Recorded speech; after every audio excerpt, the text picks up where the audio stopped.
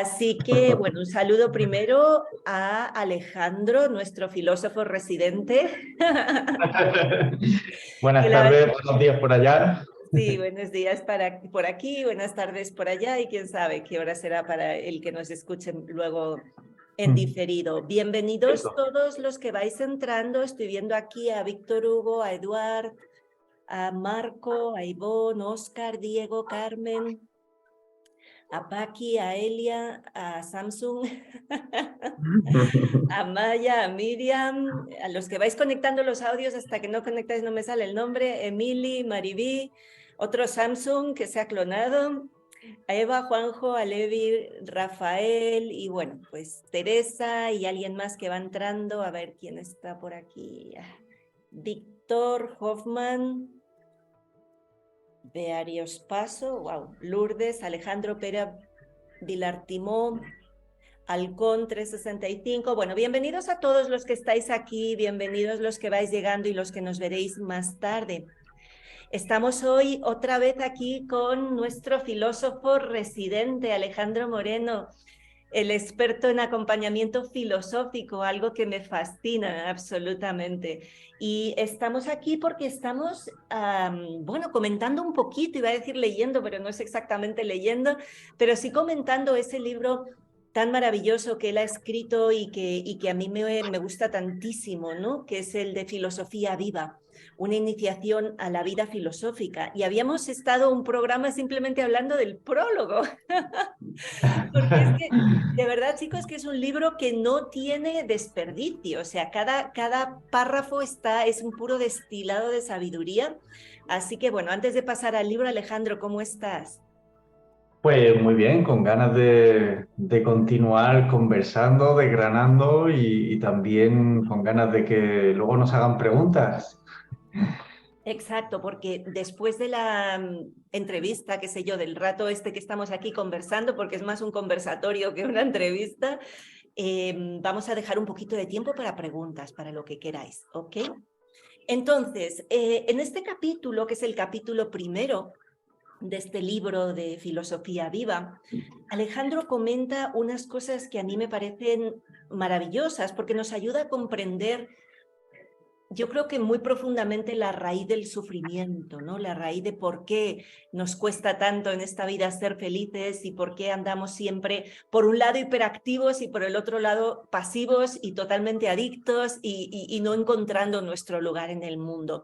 Yo quiero empezar por esas primeras páginas, esa primera página seguramente, en la que hablas de un proceso en el que yo como mamá pues lo estoy experimentando día a día. Es el proceso que Rudolf Steiner llama el Rubicón y que se estudia mucho o se trabaja mucho en la pedagogía Waldorf precisamente por la importancia que tiene a nivel humano, que es el momento en el que el niño, ahí por los 9 años, 9, 10, 8, depende un poquito del niño, pero más o menos por ahí, después de que ya se le han empezado a caer los dientes de leche, ya está empezando a esos huesos de la cabeza a hacerse ya un poquito más rígidos sin serlo, pero ya deja espacio para otro tipo de pensamiento que el niño antes de eso no puede tener, simplemente por una cuestión morfológica también, ¿no? Y de funcionamiento.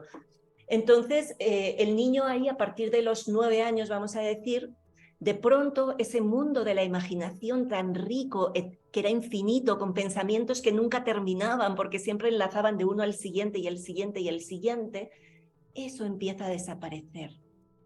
El niño deja de estar conectado a un mundo de hadas, a un mundo de ilusión, pero ilusión profunda, ilusión vivida, no ilusión ficticia, ¿no? Sino que está ahí, pues creyendo fielmente en los Reyes Magos y en lo que le digamos, porque cree en la magia, porque lo experimenta en su vida. Todo en su vida es casi que un puro descubrimiento, un puro presente, y el que vive en el presente seguramente vive en la magia también, ¿no? Y de repente ese niño pierde eso, pierde esa capacidad y empiezas a tener a tu hijo que antes se entretenía con una mosca literalmente, ahora te dice: mamá, me aburro. Y claro, la respuesta de esta mamá que les ha tocado a mis hijos es: qué bien, hijo, disfrútalo y aprovecha porque de ahí va a salir algo increíble. Y tu hijo te mira como diciendo: por favor, mami, me estoy aburriendo. Entonces, ese es un momento que es clave el poderlo acompañar y como tú lo mencionas al principio de tu capítulo, dije, ay, qué bien, porque es un momento eso en el que de repente, a partir de ahí, vienen todos los conflictos. A partir de esa primera separación viene el conflicto de ¿y ahora qué hago para llenar ese vacío? ¿Y ahora qué hago para...? Entonces, ahora cuéntanos tú, yo te he contado desde mi visión de mamá lo que observo en mis El- hijos que están justo en los 10, ¿no? Sí, sí, Entonces, es así, ¿no? Parece que nos viene dada una conexión con... Claro, yo lo estoy viviendo en primera persona con mi hija que tiene 3 años y ella está en esa fase en la que todo es fantástico. Ella es una princesa, ella es, bueno, va cambiando de personaje, pero lo vive todo con una ilusión increíble, ¿no? De hecho, ya has mencionado a Steiner y él dice algo muy bonito, que es que en esa primera etapa de la vida los niños son, no hay que enseñarles la espiritualidad porque ellos la encarnan de una manera natural, ellos la viven y además dice que se donan, se dan a toda la realidad porque son pura espontaneidad, pura entrega, pura ilusión y eso yo creo que los adultos nos nutrimos, ¿no? de esa ilusión que ellos transmiten y que nosotros hemos perdido, ¿no? Y que están ahí muy en el inconsciente, deseando que alguien pues la alimente para poder participar de esa ilusión. Y, y es verdad, ¿no? Llega un momento que esa ilusión empieza a desvanecerse. No sabemos por qué, yo creo, uno de los grandes misterios de la vida, ¿no? Eso sucede así. De repente el mundo deja de hablar, ¿no? Ya no, los niños hablan, ¿no? Con las florecitas, con las moscas, hablan. Mi hija el otro día veía una silla frente a otra silla en la terracita de una casa y entonces me dijo, venga, vamos a hablar, que estas dos sillas, ella es Noni y la otra es Nino, y venga, vamos y a hablar. Y yo decía, wow, sí, sí, ahí están Noni y Nino dispuestas a hablar, venga, vamos a darle la conversación. Y, y bueno, eso se pierde. No sabemos por qué, ¿no? Es un misterio que el cerebro, bueno, pues empieza a desarrollar, digamos, la fase más abstracta, ¿no? Más conceptual, y entonces se crea una separación ahí entre el yo y el mundo, que es el origen, pues bueno, de la pubertad y de otra etapa que es totalmente diferente, en la que ya, bueno, no viene todo tan dado, sino que hay que empezar a encontrar significados a las cosas que antes venían dados de forma natural, ¿no? yo Eh, sí que diría que desde la neurociencia, de alguna manera, ya sabemos que en ciencia a veces describimos más que comprendemos, ¿no? Pero desde la neurociencia sí se describe claro, esa mente, ¿no? La mente del niño, cómo van evolucionando las ondas cerebrales a medida que esa esfera, ¿no? Esa cabeza que tenemos redonda para que podamos pensar en todas direcciones y no cabezas cuadradas que solo piensan de una determinada manera, ¿sí? Para que los pensamientos puedan rebotar. Entonces, claro, dependiendo de cómo sea esa estructura cerebral, a ti te permite una serie de ondas cerebrales o no. Sabemos que el estado mental de alfa es el estado de conexión, es ese estado en el que lo conseguimos cuando ya nos vamos acercando hacia el sueño o un estado de relajación profunda, pero es la mente de los niños. Los niños solo pueden generar ondas alfa. Ellos muy poquitas, bueno, no pueden generar ondas beta en las que puedan realmente hacer como tú decías, un razonamiento, un pensamiento abstracto. Todo eso lo desarrollamos más adelante a medida que lo que es la carcasa de nuestra cabeza nos lo permite, a la vez que la estructura permite la función, ¿no? Y la función define, o sea, la estructura y función van siempre juntos, la forma define el campo y el campo define la forma. Entonces, hasta que ese cerebro no tenga la estructura suficiente para generar otro tipo de ondas, claro, eso es cómo se desarrolla la consciencia y el caso es que pagamos un precio. Pagamos el precio de que para poder generar otro tipo de pensamiento y poder alcanzar otras cotas de conciencia, pagamos el precio de la pérdida de la memoria. ¡Ay, que me lo digan a mí, que mi memoria es horrorosa! la pérdida del estar presente todo el tiempo, porque entonces ahora ya sí, tenemos que, y además tenemos que planear ciertas cosas, tenemos que prever como adultos, tú tienes que prever ciertas cosas, entonces el precio que pagas es ese. Es interesante eso, porque sí es como un precio para que la conciencia evolucione a un estado que podemos llamar adulto, pero claro, el estado adulto también es verdad que tiene ahí una carga, ¿no?, de seriedad que no tiene por qué ser así, pero pasa por ahí el pensamiento abstracto, asumir una serie de responsabilidades que antes no tenías. Pero, y bueno, a veces la confusión es que, bueno, ser adulto es aburrido y hay que volver a la espontaneidad del niño. Y ahí eso puede traer cierto equívoco, porque yo creo que se trata más bien de integrar, bueno, esa mirada más limpia, más directa que ellos tienen y que nosotros tuvimos con bueno, la capacidad de tener ese pensamiento abstracto, ¿no?, categorizar todo lo que es el lenguaje complejo y buscar un equilibrio entre ambos, ¿no? A mí me gusta mucho la palabra integrar, ¿no?, que Ken Wilber, por ejemplo, ha desarrollado mucho, ¿no? Que es una falacia, esto de tener que volver al estado infantil, ¿no? Como que el desarrollo espiritual es una infantilización, sino más bien es una integración de esas capas nuevas de desarrollo de la conciencia con las anteriores. Y que si lo ves de nuevo desde la neurociencia, o sea, tú no dejas de tener ondas alfa. Lo que pasa es que por la manera de vivir que tenemos, pasamos del sueño a mirar el teléfono, a conectarnos con las obligaciones, a conectarnos con todo el tengo que, y me salto ese estado en el que podría dedicarle en la primera media hora de mi día, ¿por qué no?, a estar simplemente presente, a estar en un estado mucho más meditativo, mucho más creativo, simplemente presente. O sea, el tema de integrarlo cuando lo miras desde las ondas cerebrales es muy sencillo, porque tú tienes todos. Tienes todas, tienes el sueño profundo, el sueño ligero, el sueño con sueños, tienes la Twilight Zone y tienes el alfa, donde estás como lo estaban los niños, y tienes la mente del adulto y tienes el éxtasis, y lo tienes todo disponible. Otra cosa es que tú, por tu manera de vivir, sin que saberlo, porque el tema es que nadie te ha enseñado, por tu manera de vivir eso, te conectas en la mañana, conectas el teléfono, saltaste alfa, te lo saltaste de una, o sea, ya no te lo permites, estás todo el día corriendo, no te permites bajar las revoluciones literalmente de tu cerebro y conectarte, no para volver a ser infantil, sino para volver a recuperar la conexión con la naturaleza de lo que realmente somos, ¿no? Y Sí. entonces ahí, desde esa mirada es mucho más fácil de integrar. Sí, la mañana y al acostarnos, ¿no? Serían como los dos momentos más propicios para revisar, para estar en conexión con uno, incluso vienen ideas intuitivas, ¿no?, en esos momentos en los que todavía no está la maquinaria racional al 100%. Sí. Y bueno, son momentos que se desperdician, porque sí, suena el despertador y enseguida vamos corriendo al café y enseguida salir.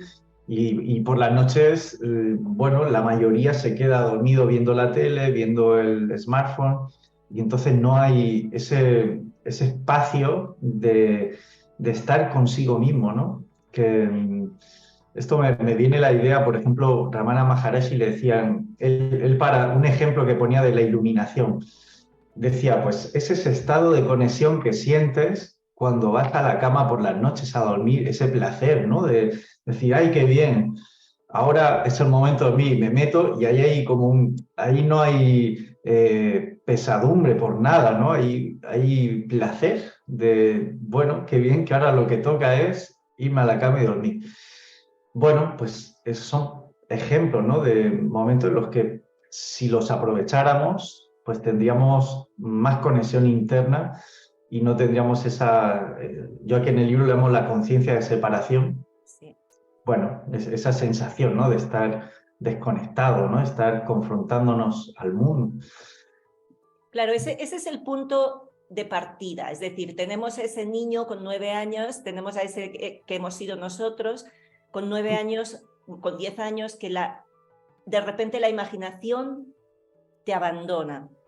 de repente empiezas a descubrir, y esto os lo cuento desde la vivencia personal absoluta, mis hijos empiezan a descubrir que el mal existe, que no todo el mundo es bueno. Cuando los niños son pequeños, pues lo que quieres es generarles una sensación de seguridad, ¿no? Y cuantos más bracitos y más gente los tenga en bracitos, más creen que el mundo es bueno, ¿no? Que está muy bien. Pero luego llega un momento en que los niños se empiezan a dar cuenta de que no todo el mundo es bueno, que mamá se puede morir. Ese es un sentimiento, aparece el color negro, de pronto les llama la atención el color negro, que nunca antes les ha llamado la atención cuando pintaban, nunca habían elegido el negro, y de pronto ahora hay algo, y los ves que de pronto se sienten y no saben ni qué están sintiendo, pero se sienten mal porque sienten esa separación. Es el primer momento, no es el primero, porque ahí con 3 añitos más o menos también hay como un primer momento del yo, ¿no? Y la nena sola, yo, pero luego eso se vuelve a difuminar, ¿no? Luego se vuelve a perder, pero aquí ahora ya sí, ya empieza a salir ese yo. Claro, pensemos una cosa, ¿qué es la consciencia? La consciencia es cuando yo me doy cuenta de lo que soy yo y de lo que es el mundo. Eso implica una separación. Si no hay separación, no hay consciencia. No podemos generarlo. Entonces ahí ese niño empieza a generar esa consciencia. ¿Quién soy yo? ¿Qué es el mundo? El problema es que como no nos acompañamos en ese proceso de generar esa consciencia, lo que ocurre es que de pronto tú te empiezas a sentir separado, te empiezas a sentir solo. Y a partir de ahí, ¿qué pasa? Bueno, ahí es donde empiezan los vacíos, ¿no? En los adolescentes tan común la sensación de carencia, ¿no? De abandono, de esos enamoramientos tan dolorosos, tan absolutos, ¿no? Yo creo que también una necesidad de llenar un amor que de repente ya no sentimos en nosotros tan fácilmente, y entonces es estimulado por alguien que veo afuera y me bombea el corazón de una manera casi salvaje, pero claro, en dependencia de otra persona, ¿no? Vamos buscando la excitación, ¿no? Yo aquí lo llamo la ilusión del mundo, ilusionarnos. Necesitamos crearnos unas metas que nos hagan creer que cuando las alcanzamos, esa escisión entre el mundo y el yo se va a terminar, ¿no? Y bueno, ahí viene la idea de la carrera, ¿no? Los estudios, mi carrera profesional, pues todo lo que yo me puedo convertir, lo que yo voy a ser de mayor, ¿no? Viene todo eso de la vocación. Y bueno, eso tiene su lugar, ¿no? El que necesitamos proyectar, pero yo creo que ahí el problema está, y ahora con esta cultura que hay del coaching y tal, yo creo que se ha exagerado mucho más todavía la idea de que cuando cumplas tus objetivos, la vida va a ser de color de rosa, va a ser plena. Y digamos que, bueno, ponemos siempre la plenitud en otro lugar que no es el presente, lo ponemos en un futuro, eh, y eso de alguna manera nos hace vivir así, ¿no?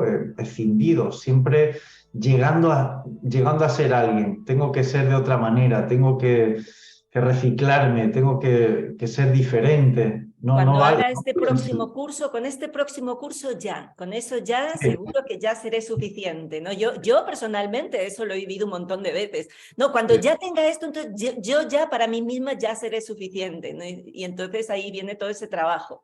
Próximo curso, próxima pareja, próxima casa, próximo viaje, es algo que es un objeto mental, ¿no? Que nos creamos para meternos en esa ilusión de que hay algo que está pendiente, pero que nos promete la realización, ¿no? Y bueno, es una trampa, ¿no? En la que vivimos todos, y bueno, la publicidad se alimenta mucho de eso. Es la base de la publicidad, ¿no? Mira lo que no tienes para que cuando lo tengas sea feliz, ¿no? Y bueno, la base ahí es que hay un vacío interno y pensamos que el vacío se va a terminar llenándolo con algo de afuera. Y eso, lo bueno, cuando uno logra alguno de esos objetivos u objetos maravillosos, lo bueno es darse cuenta de que antes o después esa ilusión se esfuma, bueno, que era, bueno, puede estar bien un rato, puede ser agradable, cierta persona, cierto trabajo, cierto título, cierto curso, pero antes o después no nos llena. Y ahí está la cuestión del vacío, ¿no? Que empieza en esa etapa, ¿no? Pubertad, adolescencia, y puede llevarnos hasta la muerte, ¿no? La cuestión del vacío, esa escisión entre el mundo y el yo, mediada por un vacío que no sé cómo rellenar. Y yo diría que nuestra cultura está ahí, ¿no? Es un intento esquizofrénico de rellenar ese vacío y no lograrlo, ¿no? Primero con el tener y luego con el hacer. Todo con tal de no ser, ¿no? Es El eso, tener, el el aparentar, aparentar. tremendo, ¿no? Ahora las redes sociales y ahí eso, la palabra que se ha perdido es el ser, todo menos el ser. Ujú. La escuela, ¿no? ¿A quién le hablan del ser? Es una palabra tan, parece que no sabe a nada, no significa nada y bueno, en parte es eso, ¿no? Una palabra que no remite a un objeto concreto. ¿Por qué? Porque es un estado de conciencia. No se rellena con un objeto. Y enseñar eso, pues claro, tienes que atravesar un proceso para llegar a esa conclusión tan sencilla. Vaya, si es el ser y ya soy, que he estado buscando toda mi vida, ¿no? ¿Por qué he estado tan perdido tanto tiempo? Parecía muy difícil de comprender, pero cuando lo comprendes es tan evidente que suena ridículo, ¿no? El juego, ¿no? Es un juego, ¿no? El hinduismo dice que Maya, ¿no? La vida juega a esconderse, la conciencia juega a esconderse. Y bueno, pues vamos buscándola detrás de una persona, detrás de un título, y ella se sigue escondiendo. Y bueno, esa es la ilusión, ¿no? El juego de la ilusión es buscar esa conciencia, cómo se esconde, y al final uno la encuentra en sí mismo. Tú en tu libro ligas muy bien 4 ideas que son un poquito la base para mí de lo que observo, que lo he observado en mí misma y que lo observo a mi alrededor, que es cómo nos hemos vuelto hiperactivos todo el rato, sin parar, sin parar, sin parar, por esa sensación de no ser suficiente. Sí, de que ya cuando consiga esto, cuando esos objetivos se hayan cumplido, yo ya entonces seré quien me he hecho la idea que soy, ¿no? El hecho, luego hay otra cosa que comentas, te la suelto las 4 y tú eliges por cuál quieres seguir, que es Vale. cómo nos hemos vuelto, a pesar de estar hiperactivos por fuera, nos hemos vuelto tremendamente pasivos, con una pasividad interna tremenda, ¿no? Es decir, es como que de pronto toda la vida se puso hacia afuera y sin embargo no luchamos, no hacemos las cosas que quizás deberíamos hacer. Bueno, tú sigues ese hilo si quieres. Y el otro es cómo nos hemos vuelto absolutamente adictos, ¿no? Como de alguna manera la adicción para mí tiene que ver con cuando tú cedes el poder, ¿no? Es la diferencia entre estar entusiasmado que te genera energía o volverte un esclavo de algo que entonces te drena totalmente la energía y entonces tú te vuelves, tu poder está en aquello en lugar de estar dentro de ti, ¿no? Y entonces tú vas ligando estas 4 palabras: hiperactivo, insuficiente, pasividad y adicciones. Sigue por la Sí, que quieras. sí, la insuficiencia. De hecho, este libro lo escribí en el 19 y por ahí luego vi que había puesto una frase que la verdadera pandemia es una pandemia de insuficiencia. Sí. Y bueno, algo así es tal vez el mal existencial que hay, ¿no? En el mundo es que nos sentimos insuficientes. Yo también colapsé a casi mis 30 años cuando acabé la tesis doctoral y veía que tenía que dar un siguiente paso, que era ir a la NECA, la agencia esta de evaluación, y ahí ya colapsé, ¿no? Porque decía, que esto no es suficiente, tengo que hacer otro movimiento más para que alguien me acredite, para poder seguir en la rueda, y ahí colapsé, ¿no? Y entonces creo que también es como un signo de nuestro tiempo, ¿no? La insuficiencia y para compensarla pues estamos haciendo. Hay tantas cosas que se puede hacer hoy que es muy fácil meterte en esa rueda, ¿no? Y como aparte tiene muy buena prensa, pues parece que quien más hace es quien más, no sé, admirable puede ser, ¿no? Porque hacen muchas cosas. Pero no vemos el reverso, ¿no? Que es, bueno, ¿y adentro? ¿Adentro qué? ¿Hay actividad o hay pereza? Y esto, creo que era Eric Fromm, ¿no? Hablaba de que hay una gran actividad interior en la meditación, en la escucha interna, en estar atento a qué se mueve en nosotros, ¿no? Qué es lo que realmente queremos, si estamos haciendo lo correcto o no estamos haciendo lo correcto. Digamos que ahí hay toda una dinámica que requiere mucha energía el pararnos y contemplar y verificar y atender y ser consecuente con eso. Pero normalmente no hay tiempo para hacer eso, ¿no? Lo que has dicho tú al principio, nos levantamos y ya estamos con el teléfono y nos saltamos el primer paso. Y, y no, ahí hay una actividad interna enorme que, bueno, tradicionalmente se podría llamar los movimientos del alma, ¿no?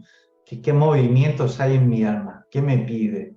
¿Está en paz donde está? ¿Está en paz con quien está?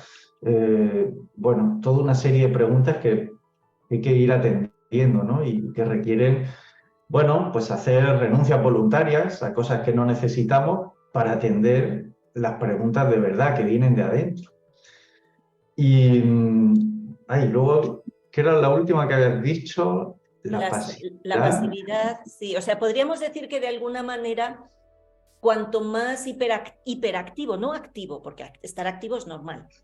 Claro, Cuanto más hiperactivo, es decir, cuanto más no me permito ni 5 segundos de parar, también es como proporcional al no hacer nada hacia adentro. O sea, cuanto más hacia afuera estoy, menos hacia adentro estoy.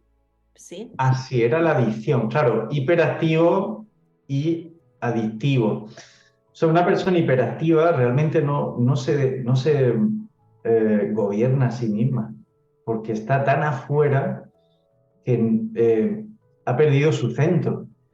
Y es como, bueno, no sé cómo explicarlo gráficamente, pero el adicto es así, ¿no? Va detrás del objeto que le quita la ansiedad, que le va a calmar el dolor, va detrás de él, ¿no? Y la hiperactividad yo la veo un poco parecida, ¿no? Vamos detrás de ciertas actividades que en el fondo lo que hacen es alejarnos de las preguntas que no queremos atender y de probablemente heridas que están adentro que tampoco estamos dispuestos a atender. Entonces, hacemos lo que sea para estar ocupados y bueno, pues si hay que trabajar un poquito más, se trabaja, que al final me van a pagar más, pero hay también una huida, ¿no? Mm. Sí, porque bueno, si estoy muy entretenida hacia afuera y estoy haciendo un montón de cosas, también hay una parte de mí que se calma, ¿no? O sea, hay una parte mental a la que yo puedo autoengañar diciendo, no, pero mira, si No hay soy... tiempo. ¿Perdón? No, eso, el autoengaño diciéndole, no hay tiempo ahora para esas cuestiones, hay No, que resolver esto. y esto es muy importante, esto que estás haciendo es importante porque gracias a esto, lo que sea, y estás haciendo ya así, mira, ves, a través del hacer es que intentamos calmar muchas veces pues ese vacío interior, ¿no? Yo, por ejemplo, nunca he sido tanto de calmarlo a través del tener, a mí el tener nunca me ha llamado mucho la atención, ¿no? Igual porque entré en el mundo del yoga de muy jovencita y desde esa cosmovisión pues más oriental siempre es el líbrame del incesante deseo, líbrame del incesante deseo. La primera interpretación que haces del incesante deseo es lo material. Luego te das cuenta que el deseo no es solo lo material, también es todo lo inmaterial, pero en una primera instancia yo lo interpreté de esa manera. Entonces, yo siempre he sido más bien austera. Sí, en Mm. mi manera de ser, ¿no? A mí el comprar cosas o el tener lujos no me aporta nada, ¿no? Pues sí, lo que sí necesito es belleza, pero la belleza no tiene por qué ser cara, la belleza me bastan las flores, ¿no? Me basta tener, pero en cambio con el hacer sí me he encontrado en esa trampa mucho, porque de alguna manera calmaba esa insuficiencia de la que tú hablas, ¿no? No eres suficiente, oye, pero tú ya estás haciendo todo lo que puedes y el que hace todo lo que puede ya no está obligado a más. Entonces, desde esas, ¿sabes? Desde ese discurso de la mente, desde ese autoengaño continuo de que, bueno, pues ya estás haciendo, ya qué más vas a poder, qué más te pueden pedir, ¿no? Claro, sí, a mí me pasó algo parecido en el sentido de que yo también era bastante austero. Yo vivía de niño con mis abuelos y ellos eran personas de la guerra, de otra época. Ellos han pasado hambre y entonces a mí me inculcaron de un modo así muy natural el aprovecharlo todo, no ser codicioso, nada de eso. Pero también me di cuenta que, claro, hay tipos de acumulación que no son materiales, ¿no? Y en mi caso, más que la acción, era consumir ideas, consumir libros, bibliotecas, teorías y diría más, consumir explicaciones, tener Ah, explicaciones para todo. Y eso, bueno, da ahí como una seguridad y también te da un estatus, pero es muy peligroso eso porque, claro, en mi caso tapaba un vacío las teorías. Y cuando empecé a contactar con el vacío, las teorías ya no me servían de nada, ¿no? Y el mundo académico tiene mucho de esto, ¿eh? Roles de profesores llenos de teorías que, bueno, la mayoría no han profundizado en esos vacíos. Bueno, se crea un poco ese magma, ¿no? En la universidad de gente con mucha capacidad para explicar, pero mucha dificultad para contactar consigo mismo, contactar con eh, esa vida interior que ha quedado muy pasiva, ¿no? Como hablábamos ahora. así es, así es. Ese es el gran problema cuando todo lo... Pero yo creo que esa es como la hipertrofia de la mente que tenemos, ¿no? En nuestra sociedad es como que como estamos ahí todo el rato queriendo comprender y no lo bajamos a la vida, ¿no? Por eso me gusta tu enfoque de una filosofía viva, de una filosofía que conecte con la propia vida, ¿no?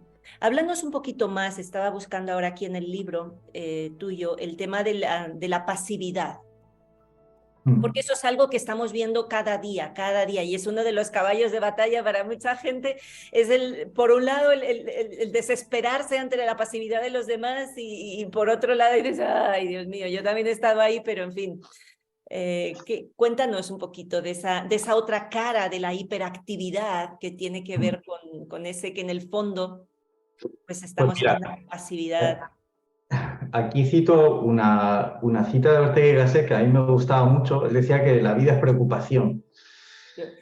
Eh, claro, es estar siempre anticipando cosas que me pueden pasar, problemas, facturas que hay que pagar, el niño, la escuela, la matrícula, el coche.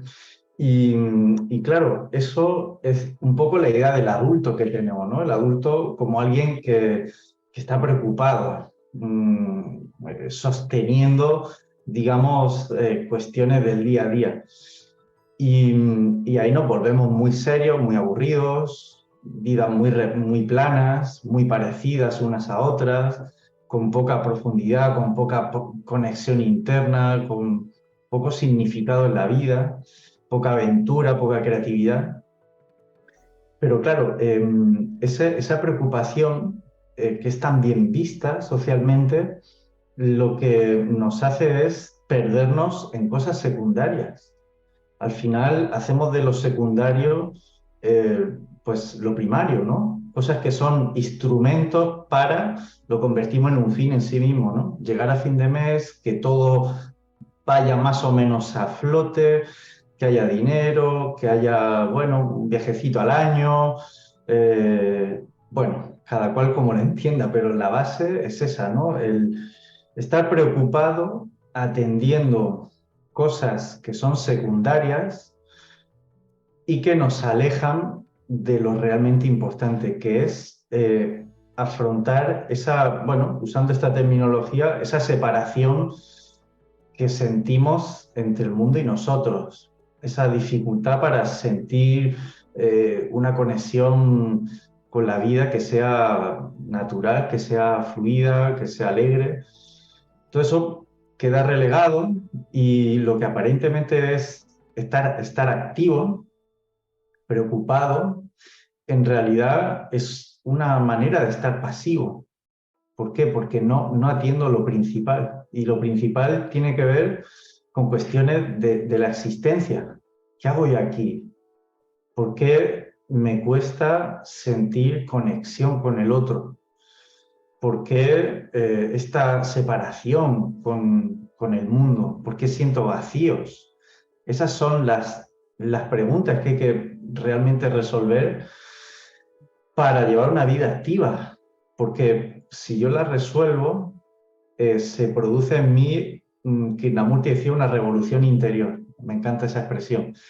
Una revolución interior. ¿Por qué? Porque el movimiento de la vida va así, va de dentro a afuera. Pero si no hago ese movimiento de dentro a afuera, al quedarme afuera, adentro se crea, bueno, una sensación como de parálisis, de insensibilidad, de desconexión. Para mí eso es una pasividad, un tipo de pasividad, ¿no? El aparentar que haces, pero lo que haces no te llena, no te nutre, no nace de tu centro. Estás nutriendo, bueno, una vida que ha sido construida desde afuera. Y esa es la pasividad que hoy pues, nos cuesta mucho mirar, ¿no? Bueno, mirar adentro y afrontar esas preguntas que están ahí. Es doloroso, pero claro, otro problema que hay es que en nuestra cultura no hay muchos referentes donde acudir. La escuela no provee esto. No. La televisión no provee esto, el cine no provee esto. Entonces, ¿dónde vas, no? Claro, ese es el drama, que nuestro sistema educativo no tenga en cuenta estos momentos de evolución como conciencia. Porque si el sistema educativo te puede acompañar en ese momento en el que tú empiezas a percibir el vacío, pero de alguna manera te ayuda a darle respuesta a eso o a encauzarlo, entonces tú ya no vas a caer.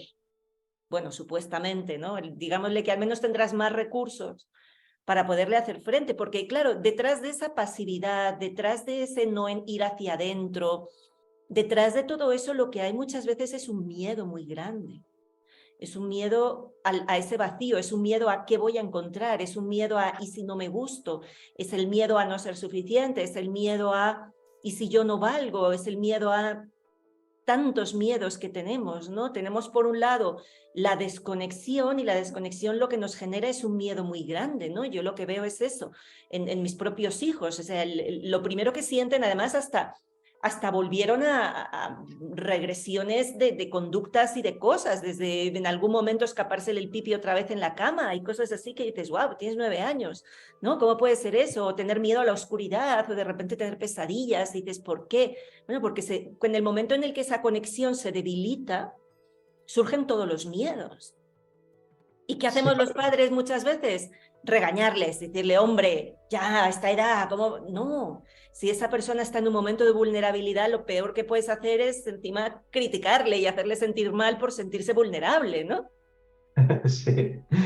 Sí, parece eso, una ley del crecimiento que cuando va a darse una mutación en nosotros, vienen los miedos. Uf, pero esto ¿a dónde va, no? Me saca de mi suelo conocido, ¿a dónde voy, no? Y, y bueno, a nivel colectivo también, ¿no? Estamos viviendo una época en la que los cimientos de todo lo que pensamos que era sólido, que era coherente, era verdad, se está tambaleando y ahí hay miedo, ¿no? Bueno, y entonces, ¿en quién creo, no? ¿En quién confío? Y bueno, esos son momentos en los que eh, el desarrollo de la conciencia puede darse, ¿no? Parece de nuevo una paradoja. Tiene que haber miedos para que haya crecimiento. Y bueno, los chavales, claro, así lo sienten también, pero la escuela no les provee un acompañamiento. Imaginaros, ¿no? Lo que sería dedicar pues toda la adolescencia, en vez de estudiar tanta teoría que luego no usamos a poner en el centro esas cuestiones, ¿no? Bueno, ¿cómo sentís? ¿Qué pasa en vosotros? ¿Qué vacíos tenéis? ¿Cómo se resuelve esto, no? Pues cambiaría mucho. Yo recuerdo una vez en un taller, en un círculo grande de unas 20, 25 personas y se me ocurrió preguntar, bueno, ¿quién de aquí no ha sido educado en el miedo? Que levante la mano. Nadie levantó la mano. Es decir, que todos venimos, quien más, quien menos, de una cultura de que el miedo está en el centro, ¿no? La desconfianza. No sé si en España, pues, la guerra civil ha tenido mucho impacto, ¿no? Hace ya varias generaciones. Pero es verdad, pocos padres enseñan a confiar a sus hijos, ¿no? ¿Por qué? Sería una buena pregunta. ¿Por qué no darles espacio para que ellos exploren, para que ellos exploren también dónde pueden, dónde no pueden? ¿Por qué no partir de un principio de confianza en que ellos tienen capacidades para resolver lo que tengan que resolver? Pues para mí la respuesta es muy fácil, Alejandro, porque estamos llenos de miedos también los padres. Entonces, hasta que el padre no resuelva su propio miedo, nunca le va a dar ese espacio al hijo.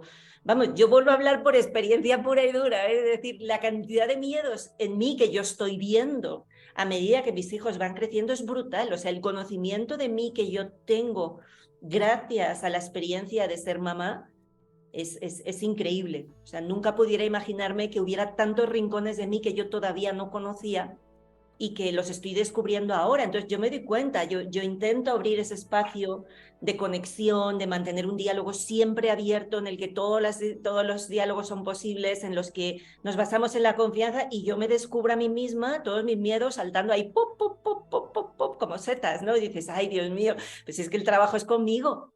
Es que hasta que Claro. yo no resuelva eso, pues Fíjate, ¿no? Si tuviéramos esa visión, ¿no? De la paternidad como, bueno, no tanto, no solo un proceso en el que, bueno, yo educo a mis hijos para que crezcan, sean adultos, sean prósperos, tal y cual, sino también como un proceso en el que yo voy a ver mis heridas, mis miedos, y porque de otra manera no hubiera llegado ahí.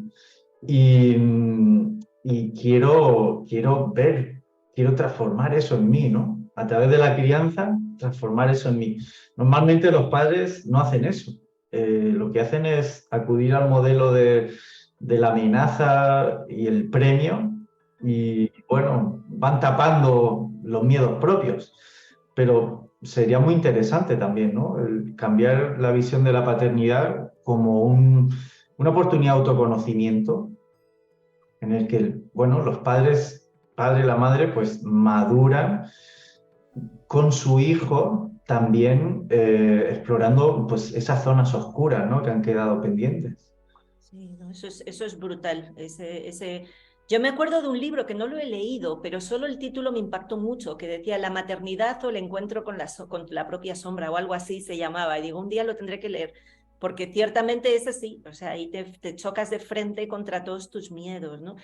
¿Y por Ya qué que lo crees? dices, si Sí, me sí, permites, claro, claro. he leído ahora un libro de Casilda Rodríguez, muy interesante, se llama La represión del deseo materno y la génesis del estado de sumisión inconsciente. Es un título Wow. muy... Y bueno, ella habla su explicación del miedo. En este caso, dice que se da por la desconexión que se da entre la madre y el bebé desde el momento del parto y los primeros meses, años de crianza, en el que, bueno, pues el parapeto médico, pedagógico, pediátrico, bla, bla, bla, la publicidad, pues va creando necesidades artificiales y una desconexión de ese amor primario. Y ese amor primario, al ser desconectado, se transforma en carencia, se transforma en dependencia y crea estados de sumisión también. Y bueno, a partir de ahí, pues ella trata de explicar, ¿no? El principio de autoridad edípico que dicen los psicoanalistas, parte de ahí, ¿no? De la ruptura que se ha dado entre el vínculo originario. Ella dice, ¿no? Que la diada originaria, la pareja originaria, no es el hombre y la mujer, sino la madre con el niño, ¿no? Que lo vemos también incluso en la religión, ¿no? Ese símbolo es la base de la vida y al no ser respetado por una serie de factores que ella analiza, pues nos acabamos sometiendo a cualquier autoridad porque vivimos en un estado de carencia, ¿no? Carencia y miedo. Y de Muy negación de tu interesante. propia naturaleza y de un montón más de cosas. Y hay otro miedo que me gustaría sacar aquí, que tú lo mencionas en tu libro también, que es el propio miedo a uno mismo y a lo bueno, es el miedo también no sé, a todo lo bueno que te pueda pasar, a tu propio éxito. Es una cosa como surrealista, ¿no? Pero yo también lo he descubierto, o sea, muchas veces más que el miedo al fracaso, a veces tenemos el miedo al éxito. ¿Y si me sale bien? ¿Y entonces qué hago? que está a Sí. veces muy oculto bajo otras cosas, pero está ahí, ¿no? Sí, el miedo a la propia luz, ¿no? El miedo a ser abundante, el miedo a ser visto de repente y sostenerte, ¿no? En esa mirada ajena. Claro, pues sí, es como una sombra dorada. En el fondo lo que quiero es esto, pero si lo obtengo me da mucho miedo. No estamos educados. Fijaros, se habla mucho de ve al colegio para conseguir un empleo. Nunca te dicen ve al colegio para generar un empleo. Se dice más bien para insertarte en uno que ya existe, pero no en generar algo propio. No, porque nuestro Ahí hay sistema mucha... educativo, el sistema educativo nos educa en una desvalidez absoluta, o sea, en una desvalidez aprendida en la que tú no puedes, tú no sabes, tienes que buscar el experto, como mucho cuando termines el doctorado, como te pasó a ti, y luego te tiene el muro de la neca, ¿no? No, o sea, Claro, es como te educan, es así, es en una desvalidez absoluta. sí, en ningún momento nos preguntan, bueno, ¿y tú quién eres? ¿Tú qué has traído aquí, a este mundo? ¿Tú qué sabes hacer? ¿Tú qué sabes dar? ¿Qué hay en tu ser? A ver, ¿cómo te puedo ayudar para que tu ser florezca afuera? ¿No? Normalmente esa pregunta no nos la hace nadie, nadie le importa. Entonces, claro, en el fondo todos queremos florecer. Toda semilla, su naturaleza es crecer y florecer, y el ser humano igual. Lo que pasa es que como no nos acompañan en ese proceso, ese instinto tan profundo de florecimiento está ahí, pero no sabe brotar porque tiene tantos miedos que en caso de que asome un poquito, eh, no sabes bien cómo voy a llevar yo esto, el que me vaya bien, ¿qué hago si no estoy acostumbrado? No me han enseñado, ¿no? Y eso sería un cambio de paradigma muy interesante, ¿no? En vez de que nos eduquen para aprender, pues, lo que otros han dicho, es que nos acompañen para sacar hacia afuera quiénes somos y brillar por luz, con nuestra propia luz, ¿no? Eso sería, Ese sería el bueno, objetivo. parece una película de fantasía, pero ¿por qué no? Está ¿Por en qué no puede nuestras ser? manos, está en nuestras manos hacerlo, incluso a malas con lo que ya tenemos, porque fíjate, es el típico ejemplo de un niño que es muy bueno en dibujo y muy malo en matemáticas. ¿Y qué hacen? Ponerlo en refuerzo de matemáticas. No, hombre, no, ponlo en un refuerzo de dibujo, que eso es lo que le gusta hacer. Ponle que explore todo lo que pueda el dibujo y que sea el mejor artista que puede ser, si eso es para lo que vale, pero lo hacemos al revés, ¿no? Pero incluso si tú te das cuenta, a pesar de todo lo que hay afuera, tú siempre puedes optar por eso. Sí, el tema es Yo creo eso, que tenemos tan internalizado el sentido de que hay una autoridad externa y que exacto, tenemos que adaptarnos a esa exacto. autoridad externa que no te crees posible que tú por ti mismo seas el centro y puedas brillar por luz propia. Exacto. Suena increíble, ¿no? ¿Por qué no? No, ¿No? y porque además como lo intentes, la cantidad de palos que te dan te recuerdan que eso no es aceptado en esta sociedad. O sea, no es solo que no se te favorezca, es que además te van a dar palos hasta en las orejas para que desistas de tu idea, ¿no? Entonces ahí todo eso está por cambiar, definitivamente todo eso necesitamos darle, ¿no? Una vuelta, la vuelta entera. Y lo hablamos el día anterior, ¿no? Del coraje que se requiere para hacer ese salto cuántico de decir, no, yo voy a dejar de vivir adaptándome y quiero que esto que hay en mí florezca y bueno, me lleve a donde me lleve y con las consecuencias que sean, ¿no? Pero yo quiero esto. Y cuando tomo esa decisión, bueno, el mundo cambia. El mundo cambia porque a pesar de las dificultades, ese poder interno que se activa en ti es tan fuerte que te va a permitir avanzar en medio de la bruma, del no saber, de los miedos, de esto a dónde me lleva, no sé si es lo correcto. Bueno, hay un poder interno ahí que se activa, que está dormido y nos sostiene. Esa decisión de, no, quiero ser consecuente con mi ser y que sea él quien se exprese. No lo que me han dicho, sino esto interno que hay en mí. Y eso de verdad que es revolucionario, es una fuerza que, bueno, uno desde afuera puede ser visto como un loco, pero hay una locura sagrada que yo reivindico, que es, bueno, pues reivindicar lo propio y a quien le moleste que se lo mire, ¿no? Que, bueno, pues vivimos una sociedad enferma y es una Absolutamente. enfermedad normalizada y está tan normalizada que parece que no es enfermedad, pero cuando uno lo ve, ¿no? La patología institucionalizada, la patología normalizada, todo el mundo pensando igual, cuando ves eso, cuesta ser connivente con eso y los miedos pasan a un segundo plano, creo yo.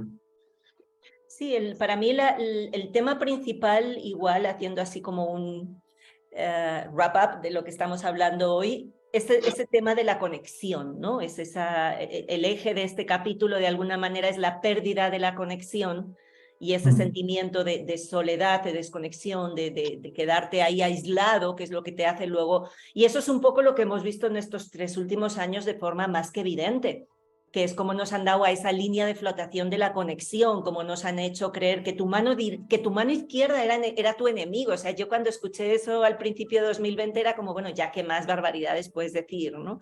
Que tu mano izquierda te puede matar porque se va a infectar. Entonces, esa necesidad ¿de conectar con qué? De conectar con la vida que eres, de conectar contigo mismo, de conectar con el otro desde un lugar donde tú primero has conectado contigo, porque claro, yo no puedo conectar contigo Alejandro, si antes no he conectado conmigo, Ana, porque entonces voy a poner mi raíz en ti y voy a generar otra vez un conflicto y una disfunción en el momento en el que yo conecto con el otro más que conmigo mismo. No, primero yo conecto conmigo y conecto con la vida que soy, esa vida que tú decías ahora mismo, ¿no? Cuando tú conectas con esa fuerza de vida, cuando realmente conectas con, qué sé yo, si eres una bombilla con los dos polos de la electricidad, eso no lo apaga nadie, porque tienes una fuente que es inagotable, que se le llama pasión, que se le llama entusiasmo, que se le llama conexión con la pura vida. Eso no te lo bajonea nadie, más que tú mismo en el momento en que te vuelvas a desconectar, ¿no? Sí, me ha venido un ejemplo de lo que me pasó cuando acabó mi etapa en la universidad. Yo la vivía con un conflicto interno entre me he liberado de algo que ya no me nutre, pero a su vez, qué miedo da estar fuera de casa, ¿no? Donde uno está calentito. Y recuerdo que mi primer trabajo, sé que se le puede llamar así, pues era estar con chavales pequeños de 3, 4, 5 años haciendo refuerzo de una extraescolar. Era la época esta de la supercrisis que había en España y para mí fue a nivel de ego una bajada de, ¿no? Doblar la cabeza así muy grande de que hago ya aquí y no estoy, no sé, en ese mundo de, ¿no? Pues las conferencias y esas cosas, pero me sentía más vivo. Eso era lo que a mí me sostuvo, ¿no? Esto que me está pasando es una situación de vida que nunca imaginé, que sé que es transitoria y que puedo asumir porque me siento más vivo, me siento sin la carga que tenía antes de estar metido en una rejilla institucional que ya no me nutría. Y bueno, es una reconexión que se fue dando paulatinamente. Y para mí la clave es eso que tú dices, ¿no? El que sentirnos que somos vida, ¿no? Que la vida no es algo, un relato, sino algo que yo siento, algo que somos. Y esa conexión es lo que me ayuda a, bueno, a un poco coser esa separación entre el mundo y yo. Ujú. No sé qué es el mundo, no sé quién soy yo, pero sé que soy, estoy vivo y desde ahí lo que venga, lo que tenga que venir, pero el centro está ahí, ¿no? Sentirte vivo, no perderte en esos relatos que nos contamos o que nos cuentan, ¿no? Que es lo que ha pasado estos 3 años. Yo lo veo casi un hechizo lo que ha habido y bueno, en esos momentos tan fuertes de magia negra, diría yo, pues lo que sirve es profundizar en uno mismo, ¿no? Y estar más conectado a uno mismo, porque es verdad que la pulsión a perderte, a quebrarte es muy fuerte. Yo recuerdo, apagué la tele, apagué todo y una vida muy sencilla, yo, mi casa, mi rutina y bueno, estar en conexión conmigo, porque pues sí, era como un ataque a la línea de flotación, como tú dices, que bueno, Y tú esperando un bebé por aquella época. lo teníamos, tenía 3 meses. Fua, Eso me ayudó mucho, ¿eh? Parece que no, pero me ayudó porque ver algo tan potente, tan vivo en tu casa, es también un asidero, decir, uff, bueno, esta cosita que hay aquí me nutre y es casi lo principal, no tengo que ir a la calle más que para lo básico y menos mal, pues bueno, como no se enteraba, ella era tan pequeñita que no había que sacarla a la calle ni nada de eso. Bueno, medio que así la fuimos llevando, pero sí, los bebés te dan tanta conexión, es alucinante. Es que es como una batería constante de vida, ¿no? Tú lo ves y ya te pone en otro estado de conciencia el bebé. En fin, que bueno, pues eso, que estos golpes a la línea de flotación, yo los interpreto como maneras para profundizar, ¿no? En nosotros. Sí, son momentos realmente de oportunidad como civilización para plantearnos, ¿no? Es un momento de hecho es un momento, para mí es el inicio de la escisión, de la mitosis o de como lo queramos llamar, de la evolución como raza humana, ¿no? Pero en fin, eso ya hablaremos otro día. Entonces, bueno, yo creo que podemos dejar hasta aquí la conversación. Somos muchos hoy y me gustaría dar paso a algunas preguntas. Entonces, os agradezco mucho que habéis estado muy respetuosos durante toda la conversación. Yo nunca miro el chat mientras estoy hablando porque me distraigo. Entonces, si hay alguien que tenga alguna pregunta, ahora es el momento de levantar la manita. Para levantar la mano, tenéis aquí abajo en la barra donde pone reacciones, que sale una carita, hay una opción que pone levantar la mano. Entonces, si levantáis la mano, yo os veo y os doy paso para que sea medianamente ordenado. No sé si vamos a poder atender todas las preguntas, pero vamos a dedicarle unos momentitos a eso. Entonces, los que queráis ahora es el momento de levantar la manita y preguntar o comentar lo que os apetezca. Elia, ¿puede ser? Ha levantado la mano. ¿Sí? A ver, no veo. Es que, ¿sabes lo que pasa? Hay una parte técnica en este sistema del Zoom, que es que si tú levantas la mano, te vienes como la casilla al principio. Mira, ¿ves, Hugo? Viene la casilla aquí Ah, a la izquierda y no, entonces... ella le ha levantado su mano real, no el Ah, icono. no, la manita, por favor. ¿No? Ah, dice que no, vale, vale.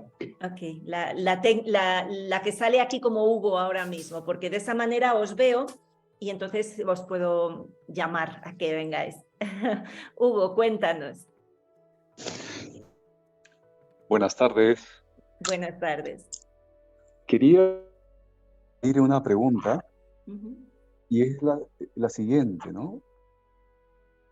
Somos seres, la realidad nos viene desde, es un filtro cultural que está digamos, configurado a partir de una interpretación que proviene de nuestra historia personal. Incluso hay corrientes que plantean que desde el ADN nos vienen cierta carga interpretativa, ¿no? Si es que somos seres culturales, a pesar de serlos, el contacto con la realidad pasa por ese filtro. La pregunta es la siguiente: ¿cómo podemos con filtro de manera Vuelve que otra vez, Hugo, es que se me entrecorta un poco y ahora que dices la pregunta concreta, vuelve otra vez. ¿Cómo podemos? cómo podríamos configurar aquel filtro cultural interpretativo de manera que tenga ciertas claves de interpretación que permitan filtrar de manera cada vez más transparente y diáfana lo que es la vida, ¿no? Que en el fondo es alegría, es disfrute. ¿Cómo podemos preparar nuestra interpretación? Gracias, Hugo. Gracias. Alejandro, dale. Pedazo de pregunta, Hugo. ¿Cómo preparar ese filtro cultural de manera que podamos ser más transparente a lo que es la vida, ¿no? Algo así entiendo. Bueno, De acuerdo. vale. Bien, yo creo que ese es el esfuerzo también de cada generación, ¿no? Actualizar a través de sus filtros culturales esa conexión con la vida. Y bueno, pues tenemos también tradiciones religiosas y filosóficas que tratan de hacer eso.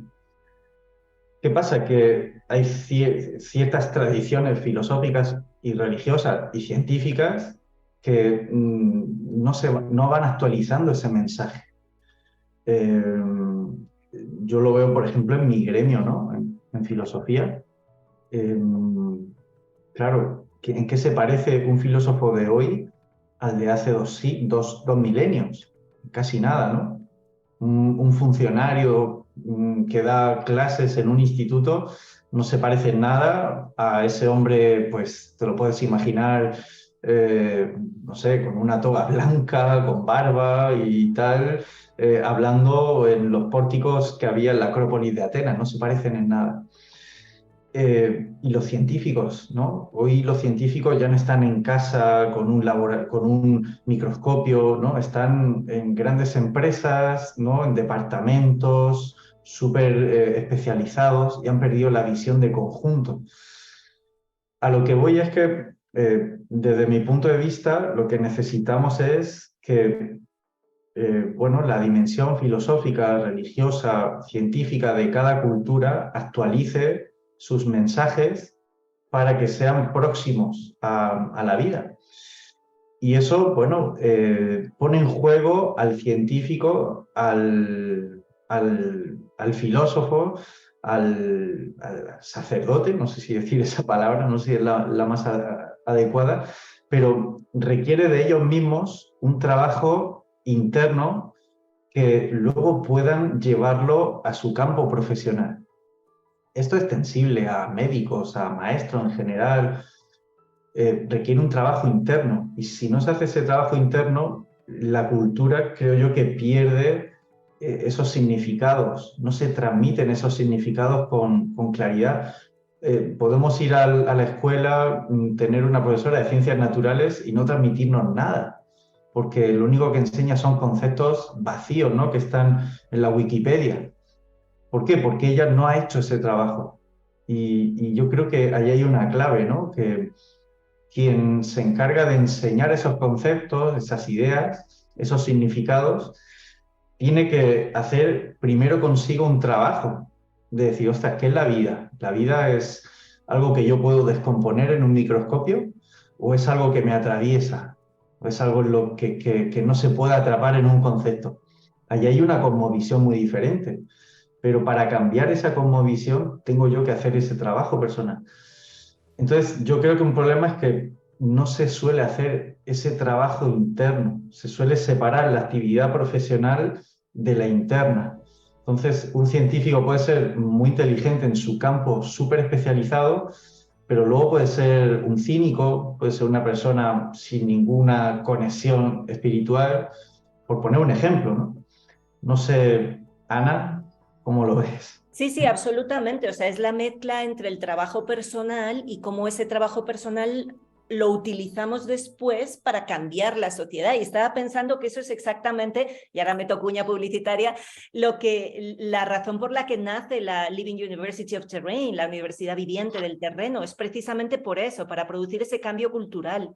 ¿A través de qué? De personas que estamos en ese camino de hacer un cambio interno, porque corremos el riesgo de decir, no, es que tiene que cambiar lo de fuera. Bueno, pues que lo de fuera no va a cambiar si tú no cambias tu manera de mirar, ¿sí? Porque la realidad es una mezcla entre esos factores culturales y los factores internos tuyos naturales, no aprendidos, y la realidad, o sea, y el mundo material que está ahí fuera. Yo el mundo material lo voy transformando todo el tiempo, pero hay una serie de leyes que no puedo cambiar, pero sí puedo cambiar mis creencias. Entonces, eso para mí es una vía doble. Por un lado, el trabajo interior que yo hago para detectar cuáles de esas creencias culturales son reales, quiero decir, responden a la realidad, y cuáles son simplemente fruto de los miedos de la gente, de las programaciones y de los hechizos, que me encanta esa expresión que has utilizado, ¿no?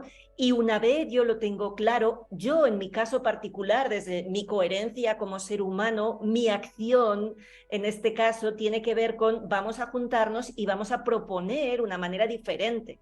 Y vamos a ponerla pública para que aquel que resuene pueda irla cambiando, sabiendo que eso va a ser a base de generaciones. Pero bueno, pues vamos sembrando la idea de que las cosas se pueden ver desde otro lugar y que la cultura no tiene por qué ser la que nos han impuesto, sino que somos nosotros los que podemos también proponer otros filtros culturales para ver la vida, ¿no? Y cuantos más seamos y más nos podamos establecer alianzas entre nosotros, más fácilmente va a ser que las cosas cambien. Desde esa doble vía, ¿no? De la vía interna y la vía, pues de facilitar eso a otras personas, pues como por ejemplo con estas charlas, ¿no? Es decir, estamos aquí, estamos proponiendo otra manera de ver y estamos proponiendo, y los que resonáis, pues os venís aquí y entre todos nos fortalecemos y entre todos luego vamos haciendo esa polinización en nuestro ambiente, ¿no? Esa es la idea. Felipe, cuéntanos.